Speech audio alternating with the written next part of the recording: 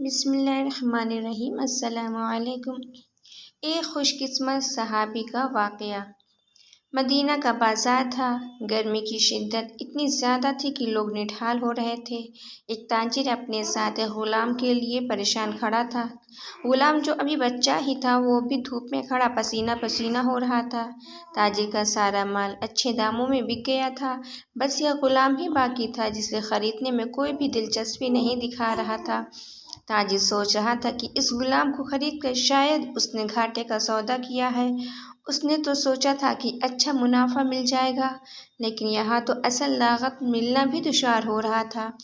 اس نے سوچ لیا تھا کہ اب اگر یہ غلام پوری رقم پر بھی بکا تو وہ اسے فوراً بیچ دے گا۔ مدینہ کی ایک لڑکی اس غلام پر نظر پڑی تو اس نے تاجر سے پوچھا کہ یہ غلام کتنے کا بیچو گے؟ تاجر نے کہا کہ میں نے اتنے میں لیا ہے اور اتنے کا ہی دے دوں گا۔ اس لڑکی نے بچے پر ترس کھاتے ہوئے اسے خرید لیا۔ تاجر نے بھی خدا کا شکر ادا کیا اور واپسی کی راہ اختیار کر لی۔ مکہ سے ابو حذیفہ مدینہ آئے تو انہیں بھی اس لڑکی کا قصہ معلوم ہوا۔ لڑکی کی رحم دلی سے متاثر ہو کر انہوں نے اس کے لیے نکاح کا پیغام بھیجا، جو قبول کر لیا گیا۔ یوں واپسی پر وہ لڑکی، جس کا نام ثبیتہ بنت یار تھا، ان کی بیوی بن کر ان کے ہمراہ تھی، اور وہ غلام بھی مالکن کے ساتھ مکہ پہنچ گیا۔ ابو حذیفہ مکہ آ کر اپنے پرانے دوست عثمان ابن عفان سے ملے تو انہیں کچھ بدلا ہوا پایا اور ان کے رویے میں صد مہری محسوس کی۔ انہوں نے اپنے دوست سے استفسار کیا کہ عثمان یہ صد مہری کیوں ہے؟ تو عثمان بن عفان نے جواب دیا کہ میں نے اسلام قبول کر لیا ہے اور تم ابھی تک مسلمان نہیں ہوئے، تو اب ہماری دوستی کیسے چل سکتی ہے؟ ابو حذیفہ نے کہا تو پھر مجھے بھی محمد صلی اللہ علیہ وآلہ وسلم کے پاس لے چلو اور اسے اسلام میں داخل کر دو جسے تم قبول کر چکے ہو۔ چنانچہ حضرت عثمان نے انہیں نبی کریم صلی اللہ علیہ وآلہ وسلم کی خدمت میں پیش کیا اور وہ کلمہ پڑھ کر دائرہ اسلام میں داخل ہو گئے۔ گھر آ کر انہوں نے اپنی بیوی اور غلام کو اپنے مسلمان ہونے کا بتایا تو ان دونوں نے بھی کلمہ پڑھ لیا۔ حضرت ابو حذیفہ رضی اللہ تعالی عنہ نے اس غلام سے کہا کہ چونکہ تم بھی مسلمان ہو گئے ہو، اس لیے میں اب تمہیں غلام نہیں رکھ سکتا، لہٰذا میری طرف سے اب تم آزاد ہو۔ غلام نے کہا کہ آقا، میرا رب اس دنیا میں آپ دونوں کے سوا کوئی نہیں ہے، آپ نے مجھے آزاد کر دیا تو میں کہاں جاؤں گا؟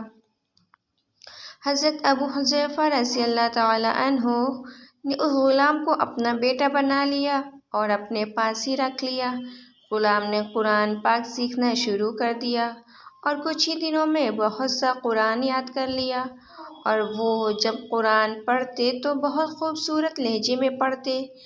ہجرت کے وقت نبی کریم صلی اللہ علیہ وآلہ وسلم سے پہلے جن صحابہ نے مدینہ کی طرف ہجرت کی ان میں حضرت عمر، حضرت ابو حذیفہ رضی اللہ تعالی عنہ اور ان کا یہ لب پالک بیٹا بھی تھا۔ مدینہ پہنچ کر جب نماز کے لیے امام مقرر کرنے کا وقت آیا تو اس غلام کی خوبصورت تلاوت اور سب سے زیادہ قرآن حفظ ہونے کی وجہ سے انہیں امام چن لیا گیا، اور ان کی امامت میں حضرت عمر رضی اللہ تعالی عنہ جیسے جلیل قدر صحابی بھی نماز ادا کرتے تھے۔ مدینہ کے یہودیوں نے جب انہیں امامت کرواتے دیکھا تو حیران ہو گئے کہ یہ وہی غلام ہے جسے کوئی خریدنے کے لیے تیار نہ تھا۔ آج دیکھو تو کتنی عزت ملی ہے کہ مسلمانوں کا امام بنا ہوا ہے۔ اللہ پاک نے انہیں خوش قسمت اس قدر بنایا تھا کہ جب آیتیں قرآنی تلاوت فرماتے تو لوگوں پر ایک معصومیت طاری ہو جاتی اور راہگیر ٹھٹک کر سننے لگتے۔ ایک دفعہ ام المومنین حضرت عائشہ رضی اللہ تعالی عنہ کو رسول اللہ صلی اللہ علیہ وآلہ وسلم کے پاس حاضر ہونے میں دیر ہوئی۔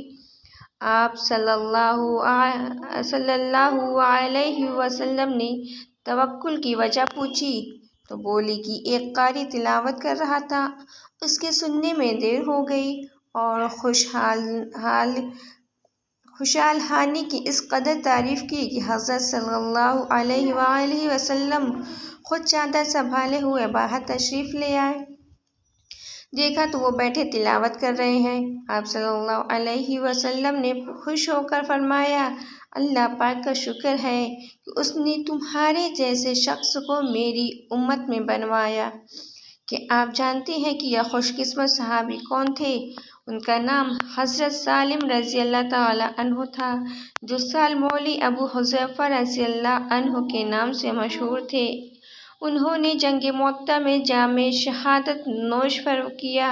اللہ کی کروڑ رحمتیں ہوں ان پر۔